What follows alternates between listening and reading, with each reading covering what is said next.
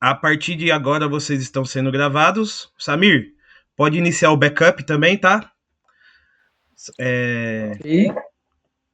eu espero que agora esteja sendo gravado com imagens, né? A aula passada só saiu o áudio, mas eu acho que agora vai sair certinho, né? Graças a Deus, vamos começar a nossa aula. Então, o tema de hoje vai ser as vias do conhecimento de Deus. Aula passada, nós falamos sobre o nosso desejo de Deus e como que o nosso coração anseia por Deus, mesmo que a gente não saiba disso. Mesmo que a gente não saiba disso, o ser humano, ele é um ser que busca por felicidade. E por mais que a gente busque por felicidade neste mundo, não sabemos o que acontece, nada nos faz plenamente felizes. Em resumo, a última aula foi isso, e a gente descobriu que somente Deus pode nos fazer feliz, porque nós fomos criados para Deus e somente em Deus nós podemos ser felizes. Só que neste mundo nós não podemos contemplar Deus face a face. Por isso que neste mundo a gente não pode ser 100% feliz. E se neste mundo a gente pudesse ser 100% feliz, para que eu ia querer ir para o céu? Para que ia servir o céu se a minha felicidade estaria nessa terra, certo? Então, para que exista o céu e para que eu possa passar a eternidade com Deus, este mundo não pode ser a minha plenitude. Então, a minha plenitude não está nessa vida. A minha plenitude está depois dessa vida, na vida de verdade, certo? Pensando assim, nós falaríamos como Santa Teresa d'Ávila. Ela fala uma frase que diz assim: eu morro porque não morro, mas eu vivo sem viver em mim. O que significa essa frase?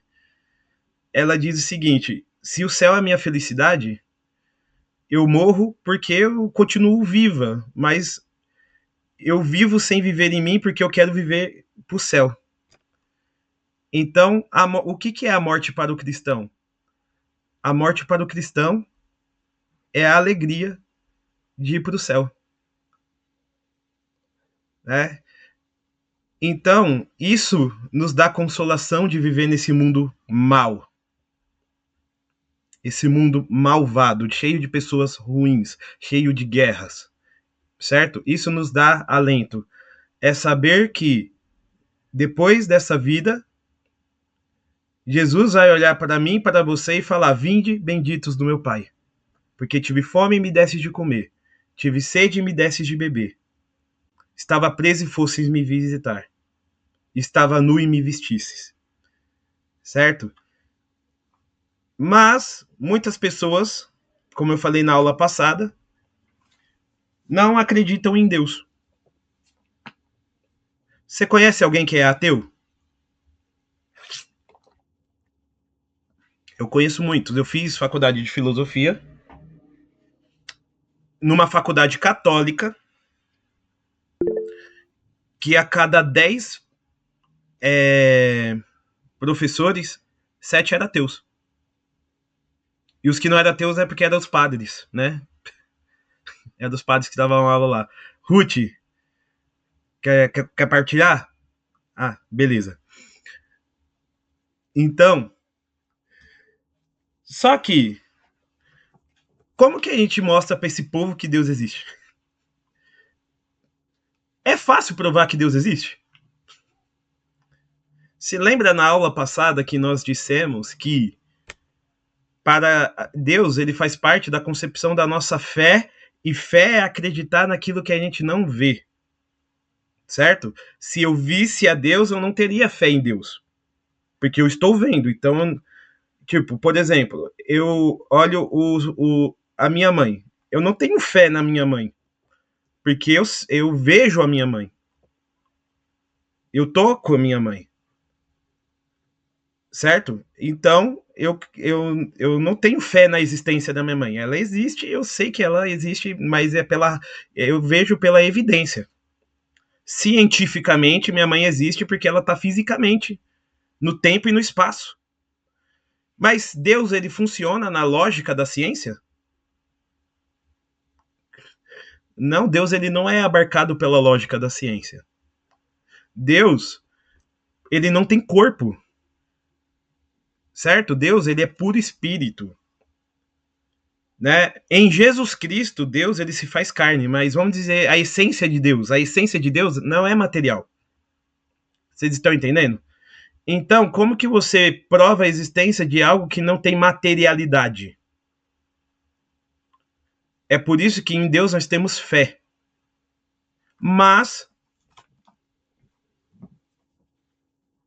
hoje nós vamos ter a ajuda de Santo Tomás de Aquino. Santo Tomás de Aquino, ele vai nos ajudar a entender que Deus é sim demonstrável pela razão e pela lógica. Que dá para a gente provar a existência de Deus pela razão. Pela razão. Ele vai chegar, São Tomás de Aquino vai chegar a uma conclusão: é impossível não existir Deus. E é isso que nós vamos ver na aula de hoje. Mas primeiro a gente vai começar pela leitura do catecismo, certo? E é isso que eu quero dizer para vocês: sempre vocês devem estar lendo o catecismo da Igreja Católica, adquirindo, certo? O catecismo da Igreja Católica. Quem não comprou, compre. Você vai digitar aí no Mercado Livre ou na sua livraria da sua preferência, Catecismo da Igreja Católica, o amarelinho, tá bom? O amarelinho. É impossível você ser um católico hoje, bem informado, e não ter o Catecismo da Igreja Católica. Todas as nossas aulas do Crisma, a gente vai pegar aqui, certo? Tem catequista por aí que vai fazer, é dinâmica, aí pega livrinho, sei lá do que. Não, é a fonte. Aqui é a fonte. Catecismo da Igreja Católica. Claro que a gente também trabalha com a Bíblia, as Sagradas Escrituras, e de vez em quando eu vou trazer os doutores da igreja, como Santo Tomás de Aquino, para que a gente possa estar entendendo e aprofundando. Mas, sem mais delongas, vamos iniciar a leitura do texto. Vocês podem abrir no WhatsApp. Eu mandei o corte do texto.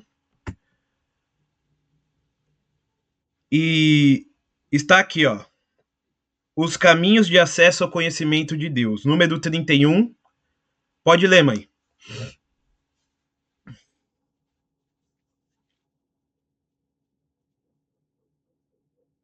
Tá desligado.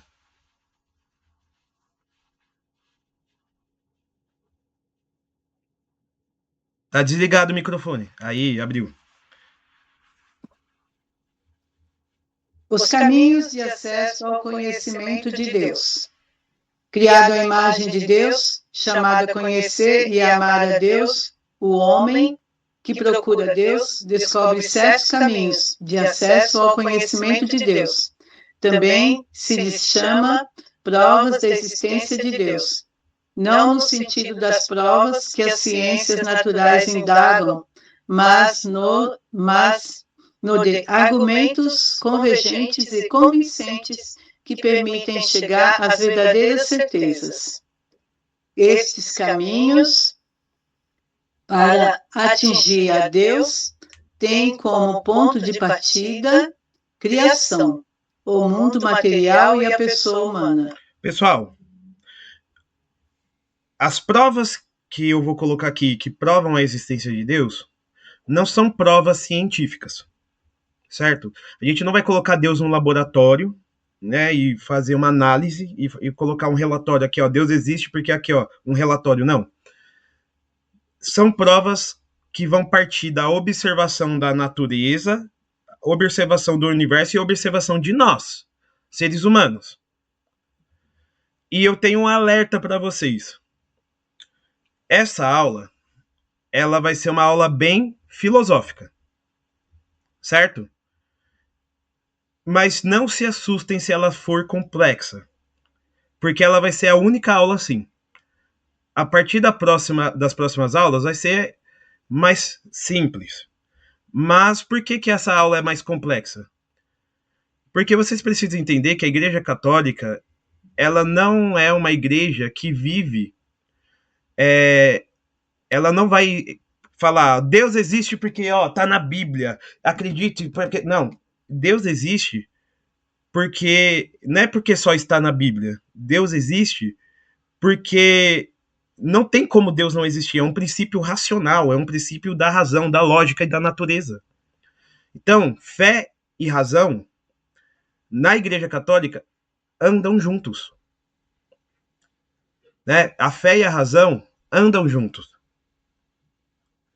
E hoje a gente vai trabalhar essa parte racional. Por que Deus existe? Então a gente vai partir dos argumentos que convencem, né? Convencem quem? Primeiro a vocês mesmos. Talvez você vai pensar assim, poxa, eu nunca pensei nisso na minha vida. E depois, talvez convençam as pessoas que não acreditam em Deus. Porque esses argumentos não tem como você falar contra eles. Eles são irrefutáveis. Vamos continuar. Número 32.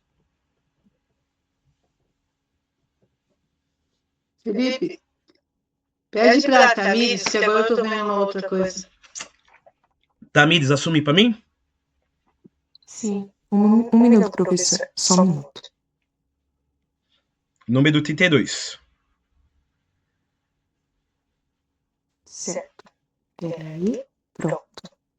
O mundo, a partir do movimento e do devir da contingência da ordem e da beleza do mundo, pode chegar-se ao conhecimento de Deus, como origem e fim do universo.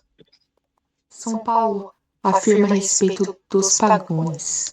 O que se pode conhecer de Deus, manifesto para eles, porque Deus lhe manifestou. Desde a criação do mundo, há perfeições invisíveis de Deus, o seu poder eterno e sua divindade tornam-se pelas suas obras visíveis à inteligência. E Santo Agostinho interroga a beleza da terra, interroga a beleza do mar, interroga a beleza do ar que se dilata e difunde, interroga a beleza do céu, interroga todas essas realidades. Todas te respondem. Estás a ver como somos belas. A beleza delas é o seu testemunho de louvor. Essas belezas sujeitas à mudança. Quem as fez, senão o belo, que não está sujeito à mudança? Pessoal, percebam. Vocês gostam de admirar a natureza? Vocês gostam?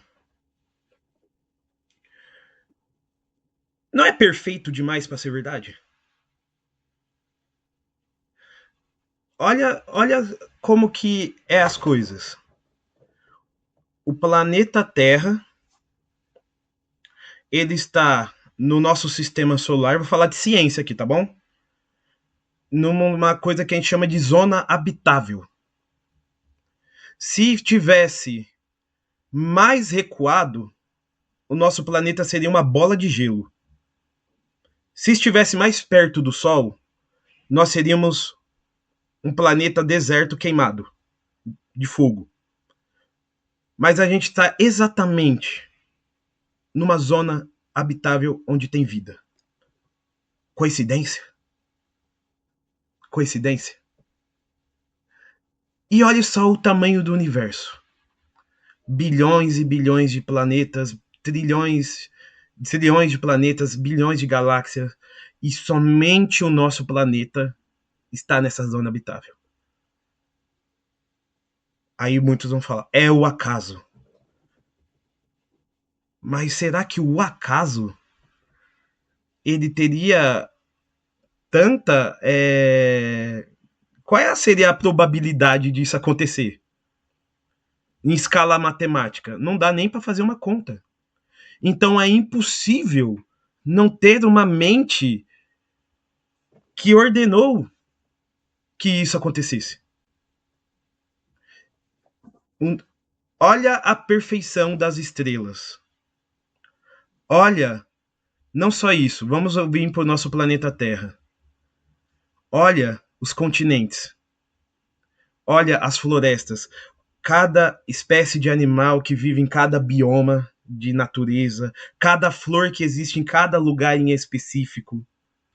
4 estações: inverno, verão, primavera. Tem lugar que neva, tem lugar que não neva. E olha como que a vida prospera. E olha, quando você olha a questão da vida, como que tudo é perfeito. Por exemplo, os morcegos, eles precisam ficar no escuro porque os seus olhos são sensíveis à luz. Agora, os animais, tem peixes que vivem lá no fundo do oceano e eles não têm olhos porque eles são peixes que não precisam de olhos porque eles vivem na escuridão. Agora, por exemplo, tem aves maravilhosas como as águias e os falcões que voam os céus perfeitamente. E você vê que todo mundo se encaixa perfeitamente em um lugar da natureza. Será que isso é por acaso? Porque se foi o acaso, como que o acaso consegue ordenar as coisas tão perfeitamente e tudo funciona como um relógio, sem erros? Como? Será que aí Santo Agostinho ele vai olhar? Santo Agostinho ele vai ser um dos doutores da igreja e ele vai olhar para um mar e ele vai fazer um exercício mental, assim, ele vai começar a interrogar o mar como se o mar fosse uma pessoa. Ele vai falar: mar, de onde que vem sua beleza? Ar, né, o ar. Onde que vem a sua força para você se dilatar por todos os lugares? O céu, como que você é tão bonito, azul, né, cheio de nuvens? E essas coisas vão responder para Agostinho, né?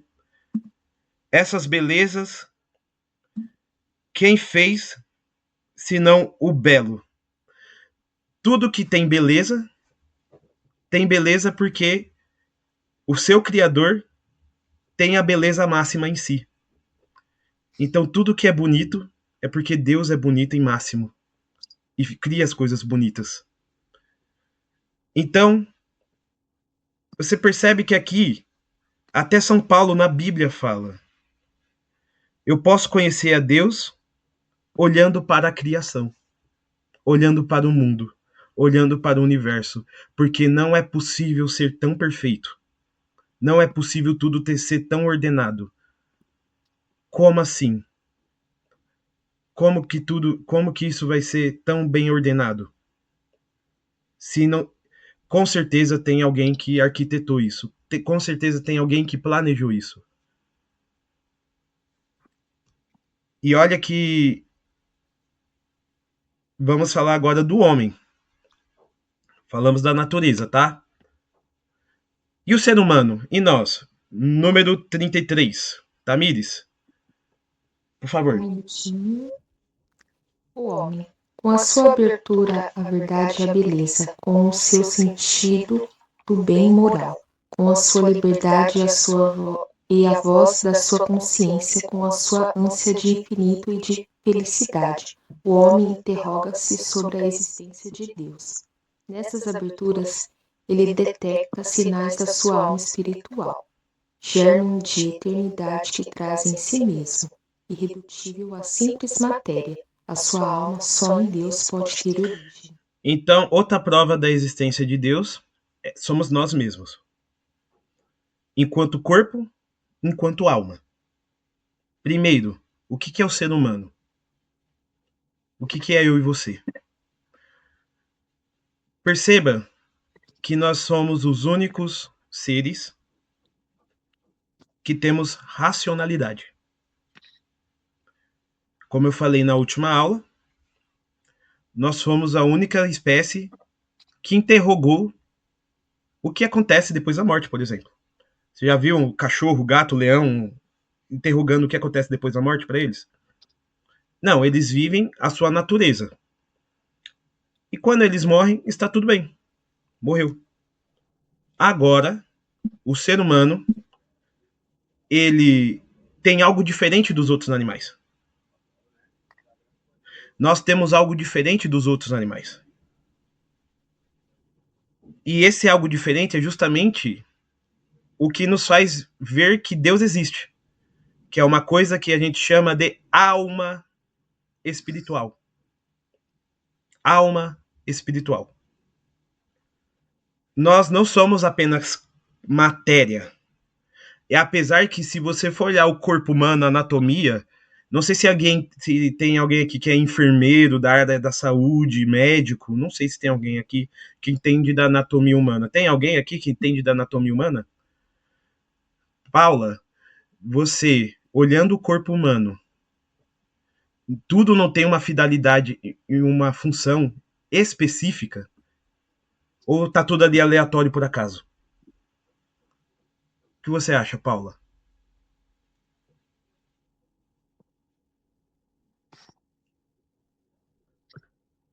O corpo humano, tudo com finalidade, ela escreveu isso. O corpo humano, nenhuma veia do corpo humano tá ali por acaso.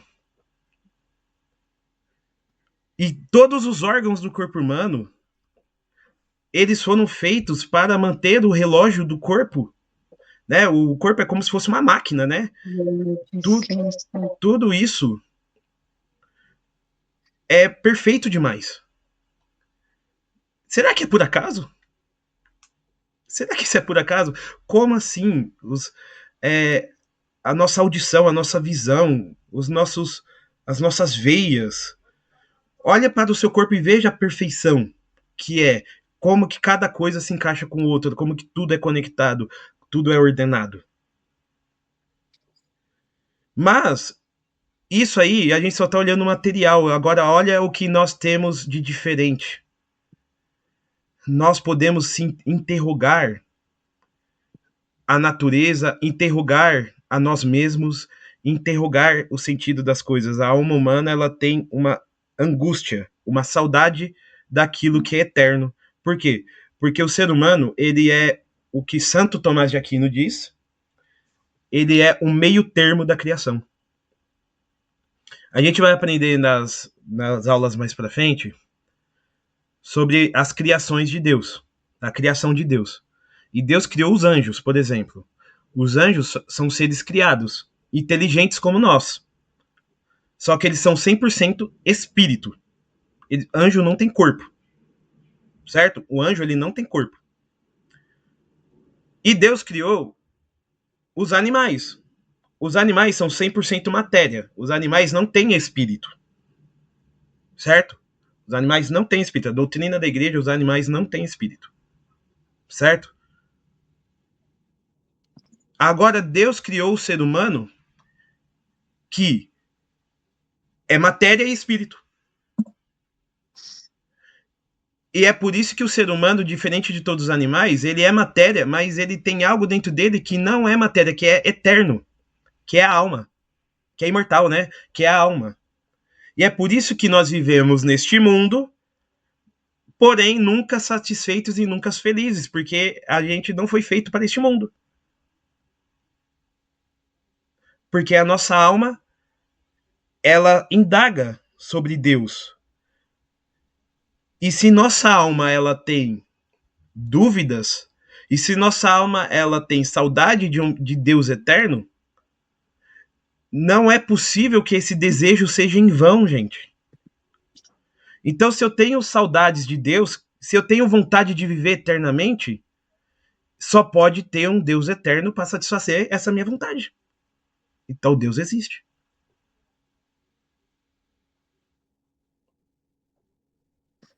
Senão é todo mundo louco. Senão tá todo mundo louco, entendeu? Mas se todos os seres humanos têm essa vontade de viver eternamente, essa vontade de ser feliz, é porque existe essa felicidade e essa eternidade em algum lugar.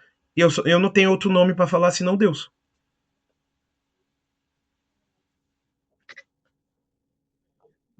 Número 34. Sônia, Tamires, vamos lá, ver quem lê aí. Vai, Tamires. Tá bom, um minutinho. 34. O mundo e o homem atestam que não tem em si mesmo nem o seu primeiro princípio, nem o seu fim último, mas que participam do ser em si, sem princípio nem fim. Assim, por estes diversos caminhos, o homem pode ter acesso ao conhecimento da existência de uma realidade que é a causa primeira e o fim último de tudo, e a que todos chamam Deus. Olha só. O mundo e o homem atestam que não têm em si mesmos nem o seu primeiro princípio, nem seu fim último. Pessoal, se você for pensar o seguinte, qual é a minha finalidade? Se você entender que a sua finalidade nesse mundo é trabalhar, estudar, ficar rico e morrer, que vida infeliz, hein? Que vida ficar que vida ruim, né? E se você pensar que o seu princípio foi apenas o seu pai e sua mãe que tiveram uma relação e você engravidou e você nasceu, beleza, seu princípio material foi seu pai e sua mãe. Mas quem foi o princípio do seu pai e sua mãe? Seu avô e sua avó. E quem foi o princípio do seu avô e sua avó? Aí vai até o infinito. E quem foi o princípio do primeiro homem e da primeira mulher? Então, a gente entende que o princípio de todas as coisas não é o ser humano em si.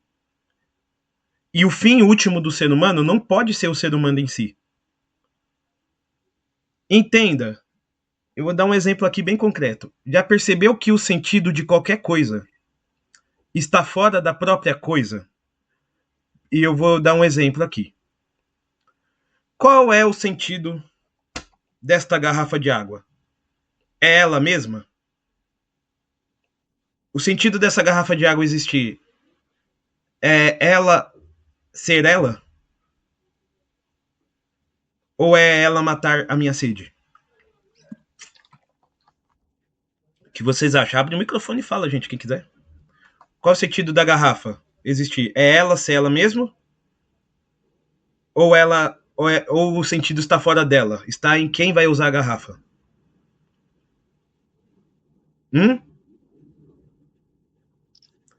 Em quem usa. Muito bem.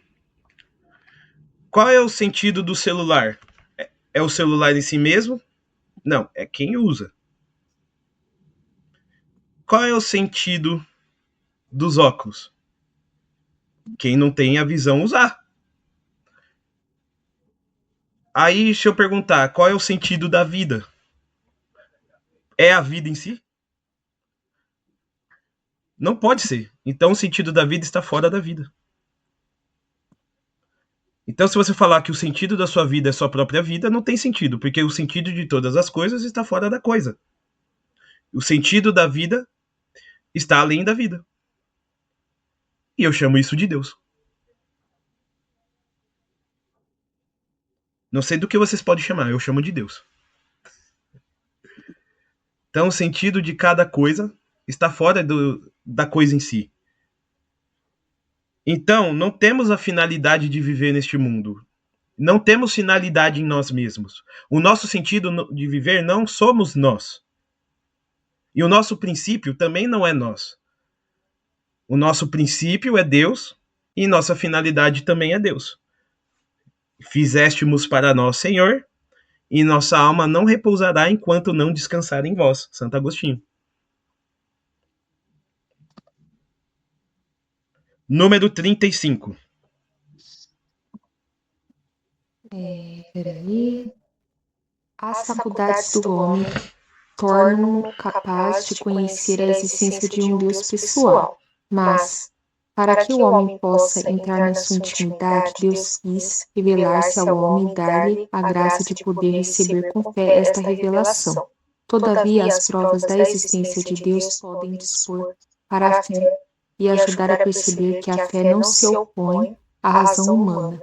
E olha só, o ser humano é o único ser que pode procurar e achar Deus. O único. Os anjos, no céu, já veem Deus face a face. Os demônios do inferno nunca verão a Deus.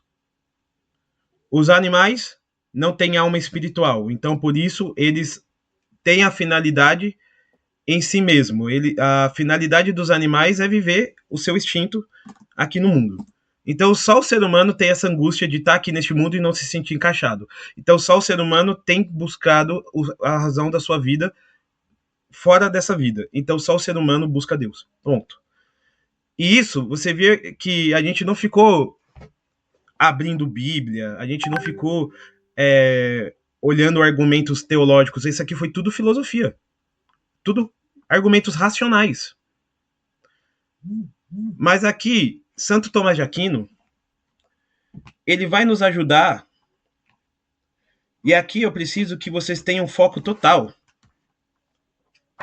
Porque Santo Tomás de Aquino, ele é um filósofo da Idade Média.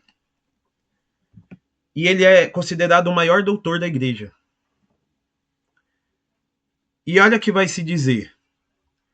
Durante Santo Tomás de Aquino, ele era um professor de teologia, filosofia, e ele escreveu esse livro aqui chamado Suma Teológica, que é dividido em 3 partes. Ele responde todas as dúvidas sobre filosofia, catolicismo, ou seja, esse aqui é o catecismo da época, né? Ele é considerado o doutor da igreja. E ele tinha um método que chamava-se de disputa, o método de disputa, em latim disputatio. Ele pegava os seus alunos e jogava uma tese. E esses alunos, eles ficavam debatendo a favor ou contra a tese, certo? E no final, ele dava a solução para o problema. Como professor e mestre, ele dava a solução para o problema, tudo bem? Então, no artigo 3º da Suma Teológica, ele vai colocar uma tese, né? E essa tese é sempre naquele tom de advogado do diabo, certo? Então, olha a tese. Parece que Deus não existe. Aí, uma das teses. Pois um dos contrários, sendo infinito, destrói o outro totalmente. E como, pelo nome de Deus, se intelige o bem infinito, se existe Deus, o mal não existiria. O mal, porém, existe no mundo. Logo, Deus não existe. Então, está dizendo o seguinte. Se Deus existe... Se lembra da aula passada? Se Deus existe, por que o mal existe? Parece que o mal ele é infinito e Deus é infinito. Então não pode coexistir 2 princípios infinitos. Então, se Deus existe, o mal não deveria existir.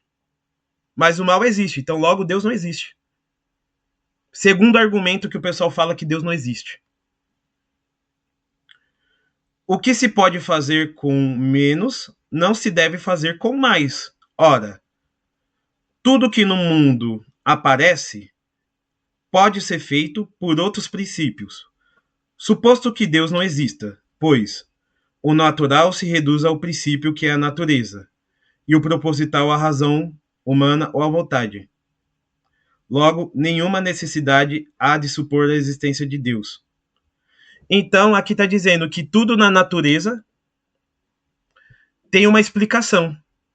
Então se eu nasci é porque meu pai e minha mãe teve uma relação, então eu nasci. Se tá nevando, é porque tá no inverno. Ou seja, tudo tem uma explicação. Então não tem que falar que é Deus o autor de tudo. Porque tudo tem uma explicação racional. Vocês estão entendendo o advogado do diabo aqui? Mas vai vir a tese ao contrário, que vai dizer o seguinte. Diz a Escritura, Êxodo 3,14, Deus disse, eu sou aquele que sou. E Santo Tomás de Aquino ele vai solucionar as questões dizendo o seguinte.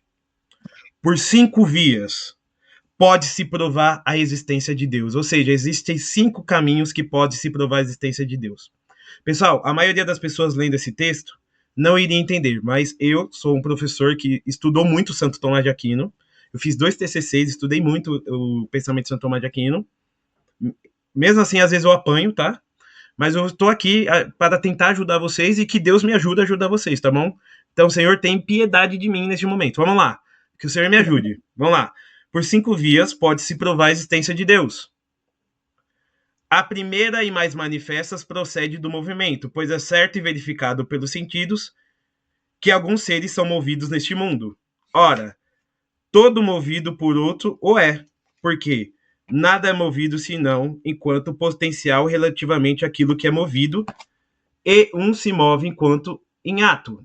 Então eu não vou ler tudo, mas se eu te perguntar uma coisa, Santo Tomás de Aquino vai pegar um princípio de Aristóteles, que é um filósofo grego, que vai dizer o seguinte: tudo que se move é movido por alguma coisa.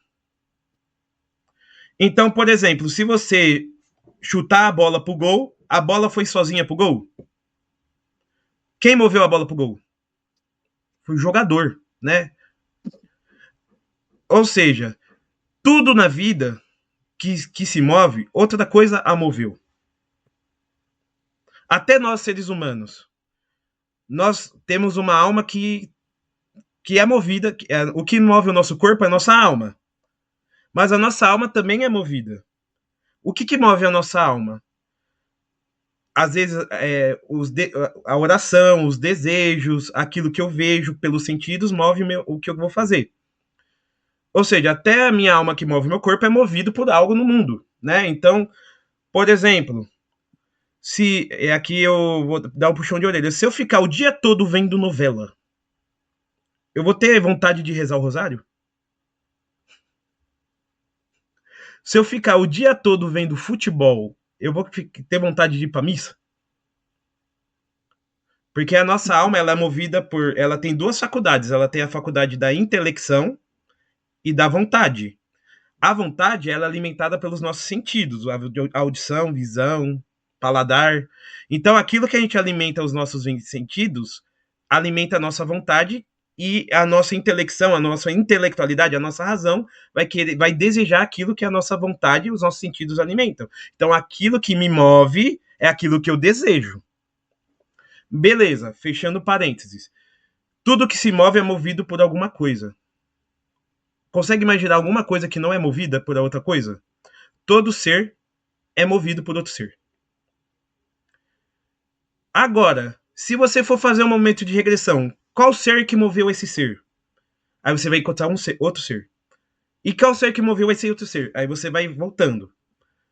Vai voltando, vai voltando. Até você chegar no primeiro ser que moveu. Deixa eu perguntar para vocês. O primeiro ser que moveu a primeira coisa pode ter sido movido por outra? Em outras palavras, o primeiro motor que moveu, que fez o primeiro ato, tem que ser algo que nunca se moveu. Aí a gente pensa em Deus. Deus, falam dele como um ser que ele é fixo, que ele não muda, certo? Que Deus, o pessoal fala, Deus é fiel, ele não muda, ele não volta atrás na sua palavra. Ou seja, para que todos os movimentos do mundo começassem, o primeiro a ser movido, o primeiro que moveu não poderia nunca ter sido movido. Isso nós chamamos de Deus, né? Aí você fala o seguinte: quem moveu a Deus? Se tivesse alguém que tivesse movido a Deus, Deus não seria Deus. Esse que moveu a Deus é Deus. Então Deus, ele é imóvel, e a partir dele começa todo o movimento do mundo. Então tudo que se move é movido por alguma coisa, e o primeiro ser que é movido foi movido por um ser imóvel, e nós chamamos isso de Deus. Complicado, né? Mas deu para entender? Qualquer coisa eu explico com outras palavras. O segundo... Oi. Tem algumas perguntas para responder. Tá no chat? Tá. Vamos lá. Bom dia. Pera aí. Prof, ó, qual é a diferença entre espírito e alma? Gabriele, alma, segundo... Eu vou explicar aqui para vocês que é importante essa pergunta.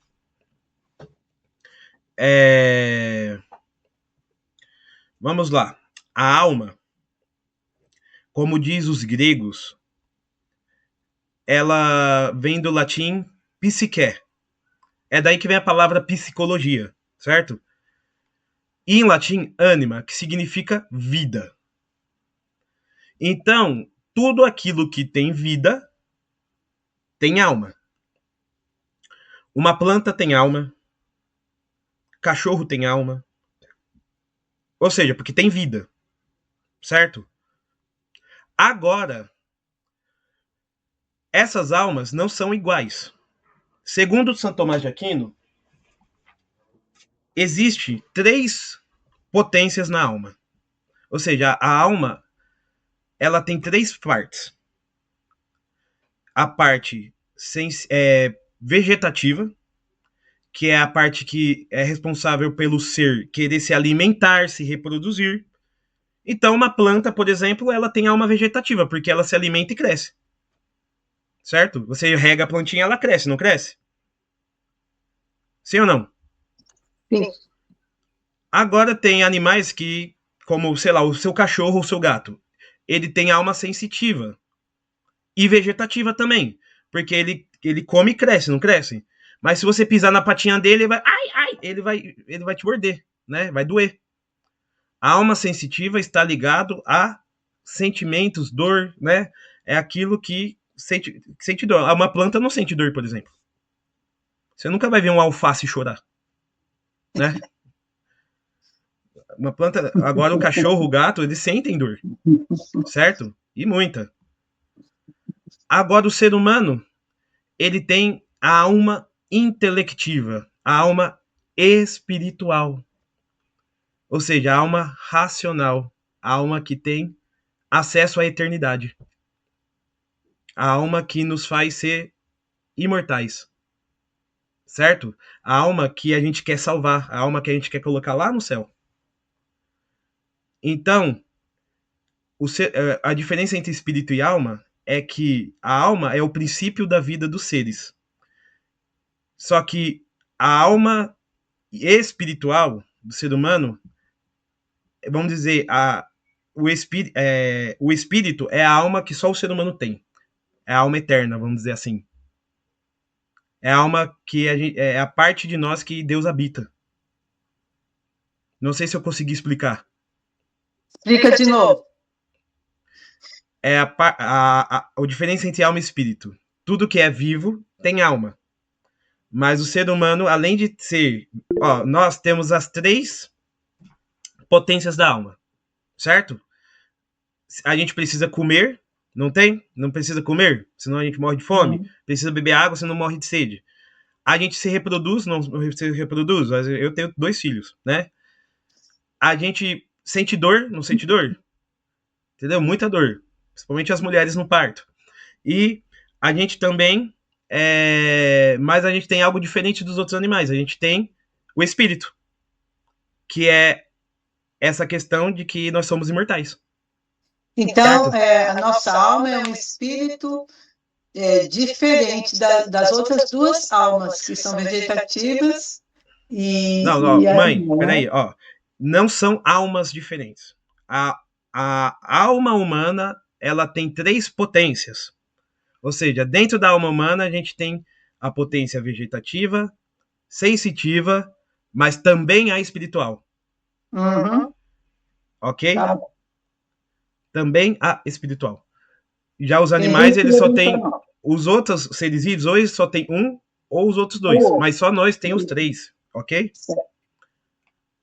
Foi meu primeiro TCC da faculdade. O meu TCC da faculdade escrevia a imortalidade da alma, segundo o pensamento de Santo Tomás de Aquino. A Ruth levantou a mão. Ruth, querida, manda. Não, é que uma vez numa missa, lá na Aliança mesmo, o padre falou, não sei se faz sentido com isso, né? Que a alma enquanto nós estamos aqui, tem aqui você está dando mais detalhes, né? Mas ele falou que a alma, enquanto nós estamos aqui, e o espírito é a imortalidade. Ele falou de uma forma, digamos, mais simples, assim, aqui nós estamos em alma. E o espírito é o que segue, né? Correto. Assim, tá correto. Porque, por Tá, exemplo, enquanto seres vivos, nós estamos aqui com a alma, porque a alma é princípio de vida.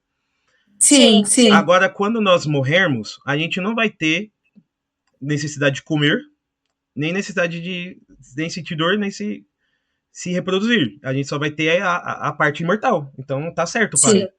É exatamente, caso, né? Ah, Agora, deixa eu ver se tem, por exemplo, deixa eu ler aqui outra no site. Qual a diferença entre alma e espírito? Eu respondi. Não, ô, Gabriel, eu respondi de uma forma que você entendeu, certo? Eu entendi. Ah, sim. É... Tamires, prof, São Tomás de Aquino sabe bastante porque Deus revelou as coisas para ele.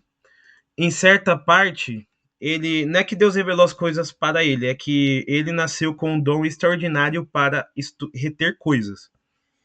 Então, São Tomás de Aquino, com 8 anos, ele já estava no mosteiro estudando. Com 17 anos, ele escreveu o primeiro livro dele, né? Com 43 anos, quando ele morreu, ele já tinha escrevido mais de 130 obras, inclusive a Suma Teológica. Então, o cara, ele teve um dom extraordinário de Deus. Só que no final da sua vida, Santo Tomás de Aquino, ele, depois de fazer tanta coisa pela igreja, ele recebeu uma visão de Jesus. Ele era místico também, né? E Jesus disse para Santo Tomás de Aquino: Falastes muito bem de mim. O que tu queres como recompensa? Imagina Jesus aparecendo para você e perguntando: e aí, o que você quer de recompensa, hein?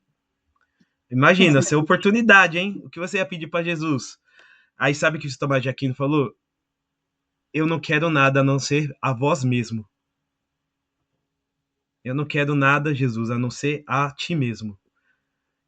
Ou seja, Tomás de Aquino entendeu que não tem nada no mundo que pode fazer ele feliz a não ser Deus. Passou 2, 3 semanas, ele morreu. Ele morreu. E sabe o que ele disse? Depois dessa visão, ele falou: tudo que eu escrevi diante do que eu vi de Jesus é palha.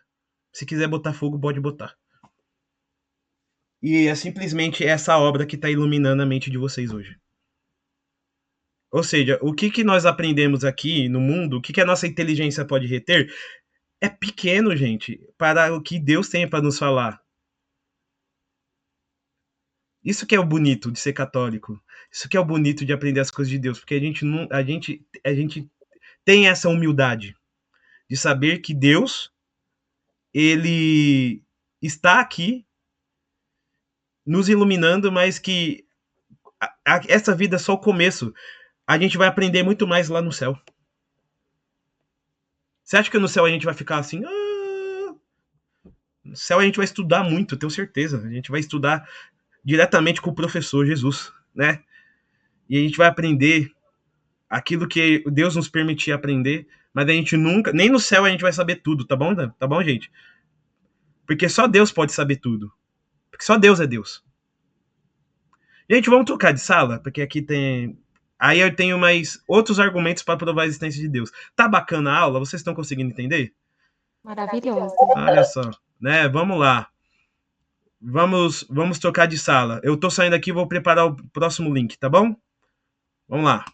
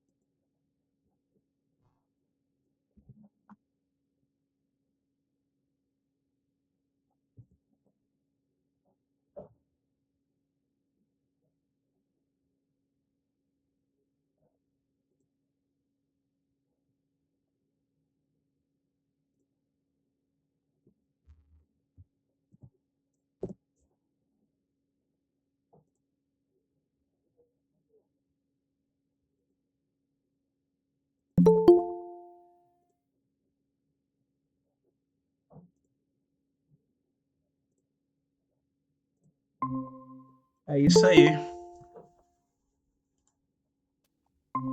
Vamos voltando.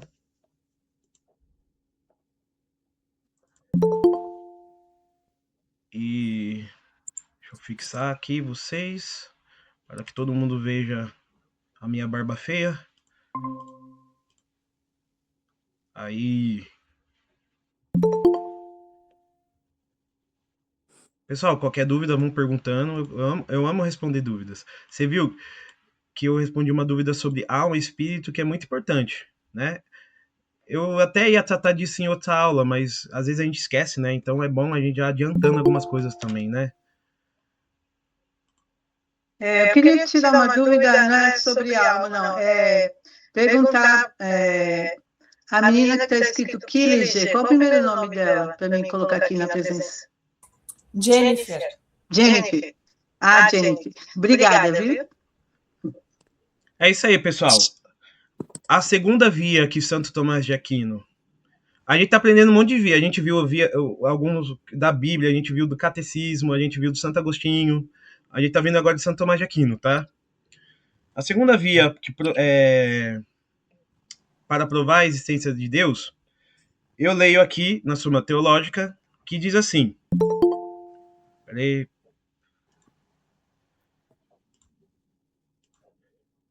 A segunda via procede da natureza da causa eficiente. Pois descobrimos que há certa ordem nas causas eficientes nos seres sensíveis. Porém, não concebemos. Nem é possível que uma coisa seja causa eficiente de si própria, pois seria anterior a si mesma, o que não pode ser. Mas é impossível que nas causas eficientes proceder-se até o infinito, pois em todas as causas eficientes ordenadas, a primeira causa é média e esta da última, sejam as médias muitas ou uma só. Como, removida a causa, removida fica o efeito. Se nas causas eficientes não houver primeira, não haverá média última. Procedendo-se ao infinito, não haverá primeira causa eficiente, nem efeito último, nem causas eficientes médias, o que evidentemente é falso. Logo, é necessário admitir uma causa eficiente, a primeira, a qual todos dão o nome de Deus. Pessoal, vamos traduzir para o português, né? Porque aqui, estudo aristotélico é difícil, né? Estudo de filosofia é difícil. Essa aqui é o seguinte. Tudo que existe foi causado por uma outra coisa. Certo? Então, eu vou pegar essa garrafa aqui, ó. Né? Eu gosto de, eu dou essa aula na escola. Eu amo filosofia, que filosofia você pode pegar qualquer coisa. Essa garrafa aqui, qual que é a causa dela? O que causou ela? Né? Qual que é a causa eficiente dela? Quem fez ela? Né? Sim, mas vamos pensar em termos de fabricação. Aonde? Numa máquina. Isso, vamos lá, numa máquina. Muito bem. Uhum. E qual é a causa eficiente da máquina? Vamos pensar em termos materiais. Aí você pode pensar uma máquina que é feita de peças, muitas peças.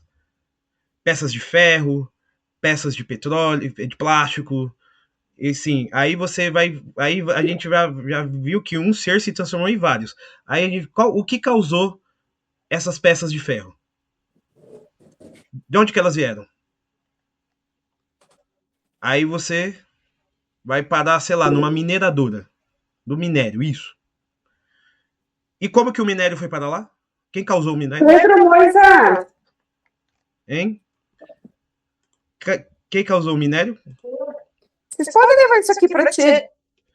O minério foi causado pela natureza, conforme foi. Mas vamos pensar em termos mais específicos. Um processo químico e físico gerado, sei lá, por erupções vulcânicas. O que causou as erupções vulcânicas?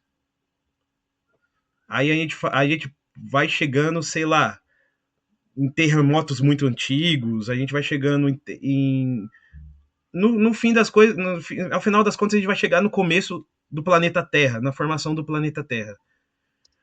Aí, não pode, a regra é o seguinte, não pode falar que é Deus, tá? Ainda. O que causou o surgimento do planeta Terra? Aglutinação de materiais. Aglutinação de materiais, aí você vai lá, meteoros, cometas, planetas que se batem, que se fundem. E o que causou isso? Aí a gente vai indo. Aí a gente vai chegar no começo do universo. Aí o pessoal colocou o Big Bang. Muito bem colocado, o Big Bang. A ciência diz que o Big Bang vai ser o primeiro ato do universo. Aí eu pergunto para você, quem causou o Big Bang? Quem causou o Big Bang? Agora eu pergunto, a primeira causa não pode ser causada por nada. Então, se a primeira causa do mundo foi o Big Bang, quem causou o Big Bang é uma causa incausada. E nós chamamos isso de Deus. Né? Ou seja, o primeiro criador não pode ser criado. A primeira criação foi criada por um criador e o criador não pode ser criado. Porque se ele fosse criado por outro criador, esse criador, você perguntaria, quem criou esse criador? Aí, outro criador. Então, aí você ia voltar aos questionamentos, até chegar no primeiro. O primeiro criador necessariamente não tem que ser incriado. Senão a gente vai ficar ao infinito. Tem que ter um começo.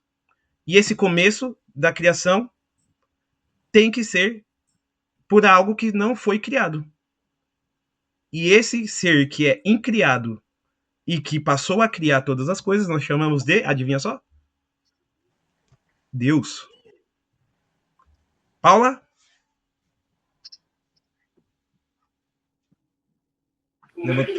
Não, professor, eu só ia comentar que, quando o senhor falou da questão do Big Bang, que seria então a questão de Deus, e isso ainda está relacionado com a primeira via que o senhor comentou, que é o que precede o movimento. Que isso. Já esse foi o primeiro movimento, que precede seria Deus.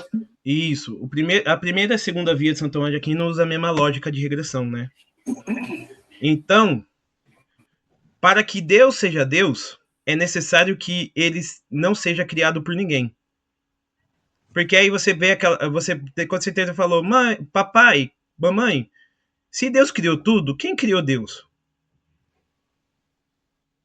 Certo? Papai, mamãe, quem criou Deus?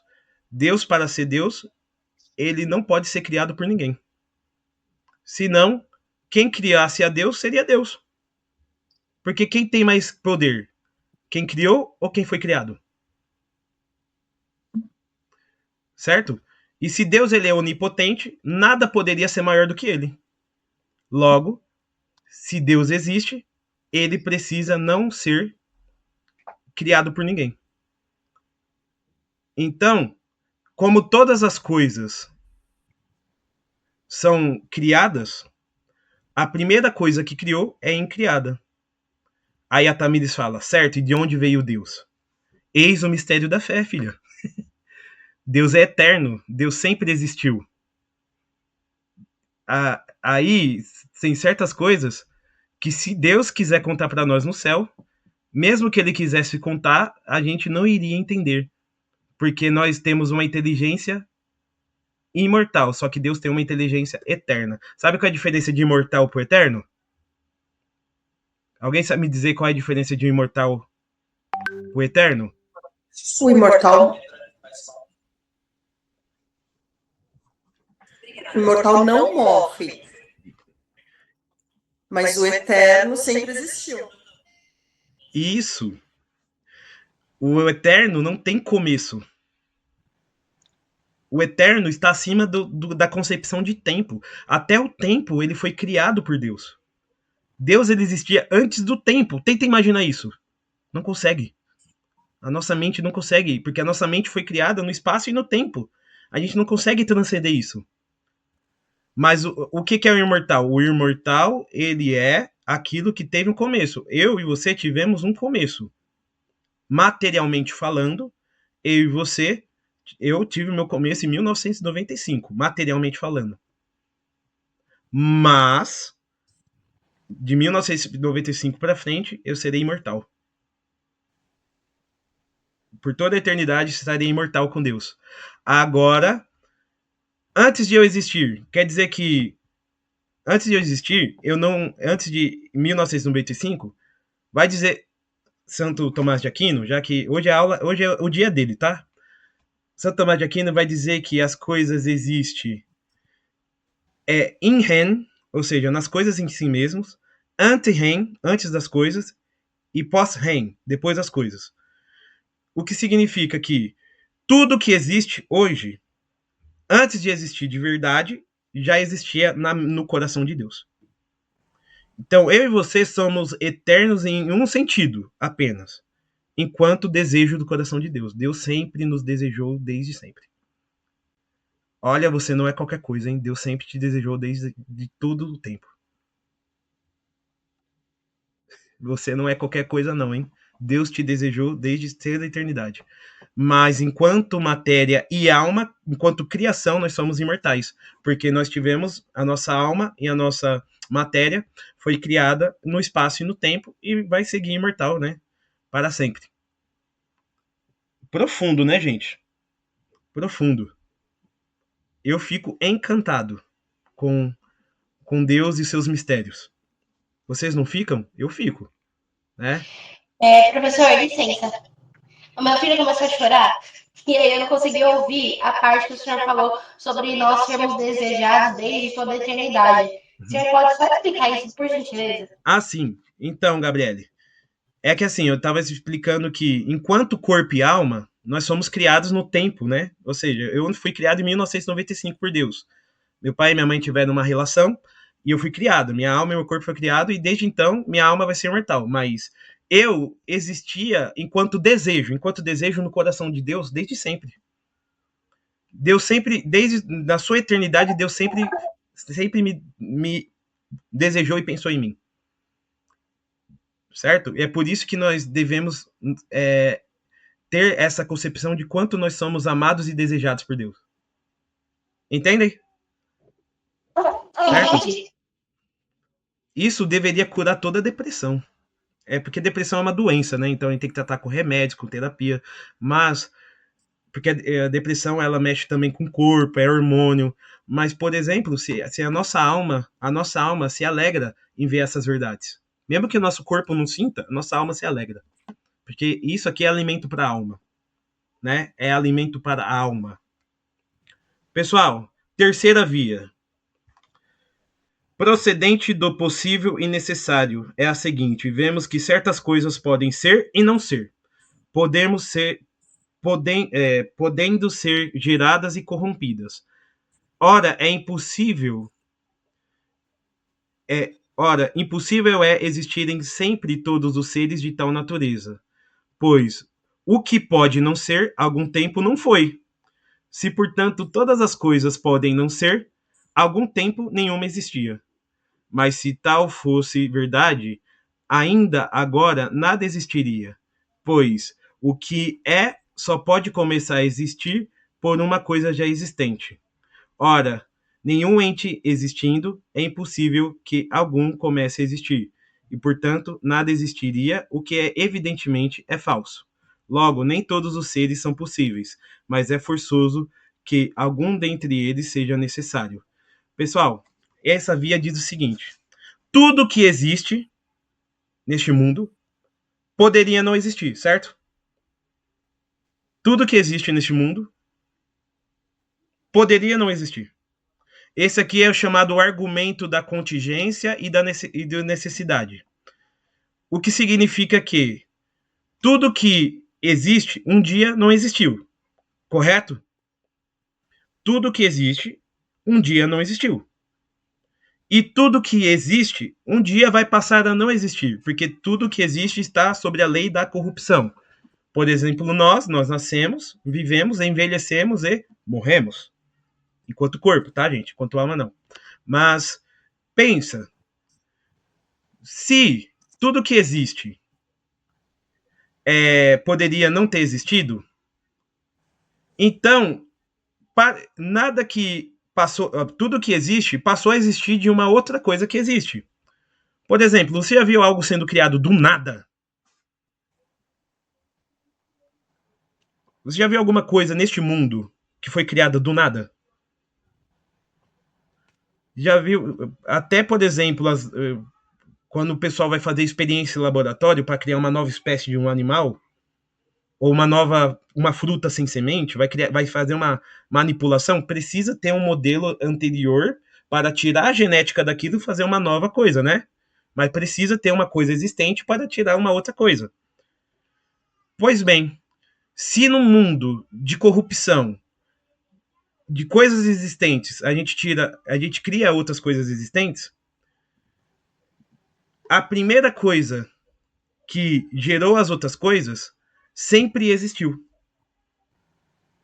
Porque todas as coisas que existem poderiam não ter existido.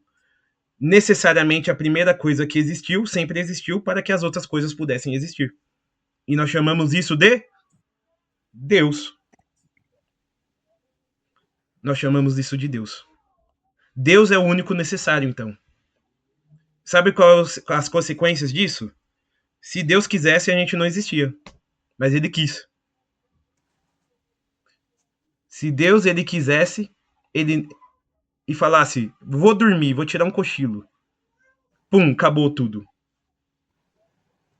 Deus ele sustenta tudo no ser. Então, tudo que existe porque Deus deixou existir. E se Deus não existisse, nada existiria.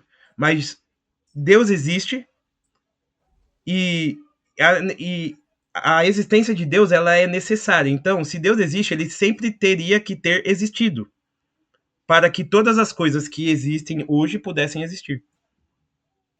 Então, Deus é necessário e nós somos contingente, ou seja, Deus ele sempre existiu e nós não precisaríamos existir, mas estamos aqui.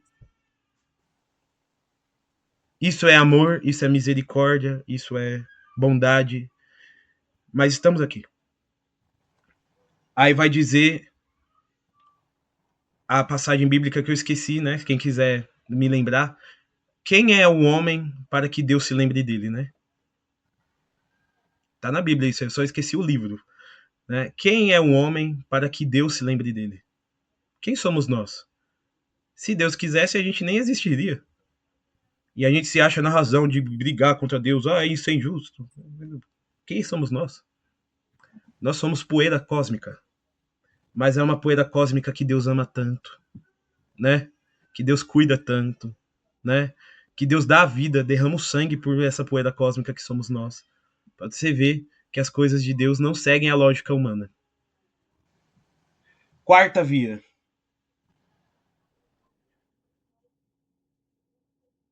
Procede dos graus que se encontram nas coisas. Assim, nela se conta a proporção maior e menor. Bem, a verdade, a nobreza, os atributos semelhantes. Pessoal, essa via aqui é o seguinte. No mundo a gente encontra coisas que são mais e menos. Por exemplo, tem pessoas que são boas, tem pessoas que são muito, muito boas, certo? Tem pessoas que são muito, muito, muito, muito boas. Tem pessoas que são más, tem pessoas que são muito, muito más, e tem pessoas que são mega más. Tem coisas que são quentes, tem coisas que são mega quentes, e tem coisas que são... Ou seja, tudo no mundo tem um grau, certo? De mais ou menos.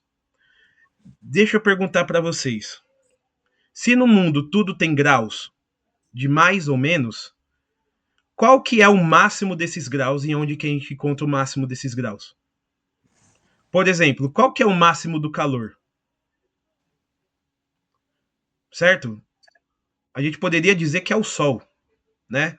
O Sol é o máximo de calor, pelo menos aqui no nosso sistema solar, e que tudo que é quente nesse mundo poderia ter o Sol como parâmetro, como máximo, né?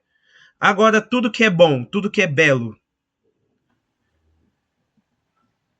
tudo que é bom e belo, Por mais que a pessoa seja boa, a bondade dela vai ser perfeita?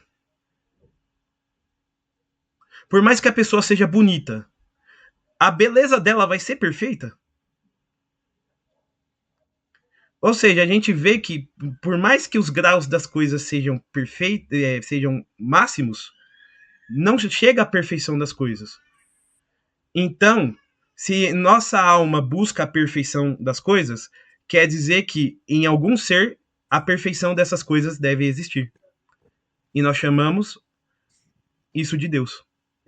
Deus, ele é o bom em si mesmo, ele é o bom, e que todas as coisas que são boas participam da sua bondade. Deus, ele é o justo em si mesmo, e que todas as coisas justas participam da sua justiça.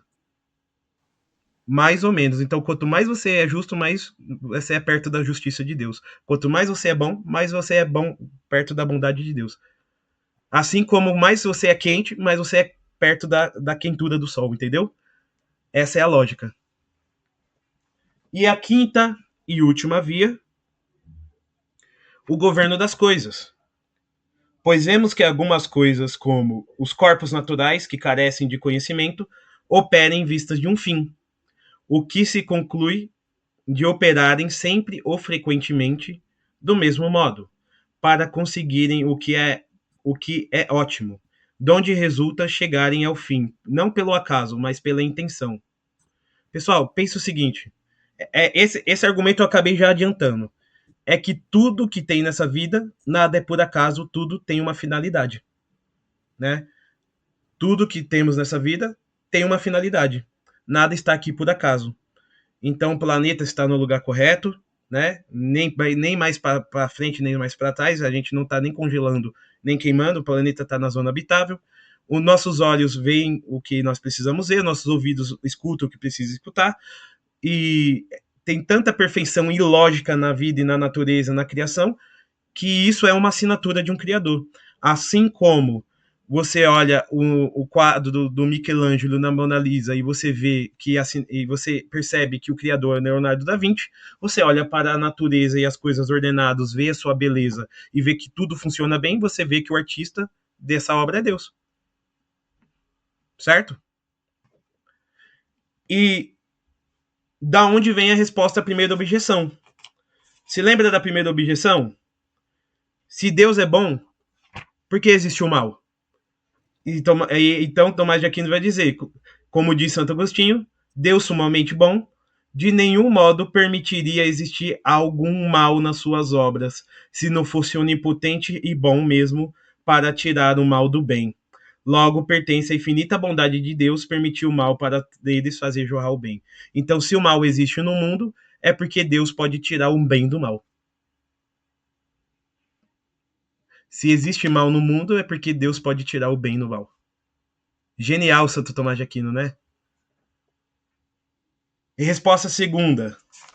A segunda objeção é o seguinte, a natureza tudo se explica, então não precisa de Deus, porque a natureza tudo se explica, tudo tem um princípio na própria natureza. A natureza operando para um fim determinado, sob a direção de um agente superior, é necessário que as coisas feitas por ela ainda se reduzam a Deus, como causa primeira. Por mais que a natureza ela se explique, a causa primeira de tudo, quem moveu primeiro foi o motor imóvel, quem causou primeiro foi a causa incausada, quem criou primeiro foi a criação incriada. Então, mesmo que a natureza ela se regule sozinha, quem deu o start, que fez tudo começar, quem é a causa primeira de tudo é Deus. Então, a ciência pode estudar a natureza e seu funcionamento, mas quem colocou tudo ali para funcionar foi o cara, foi Deus. E assim, nós provamos pela razão que Deus existe, mas a gente não teve ainda um encontro com Deus aqui. Porque uma coisa é você provar pela razão que Deus existe. Outra é você ter um relacionamento com Ele. Aqui, a razão não vai dizer se Deus é amor, se Deus é ódio, se Deus é bom, se Deus é ruim. A razão vai dizer que Deus existe. E é por isso que na próxima aula nós vamos estudar quem é Deus para a fé católica.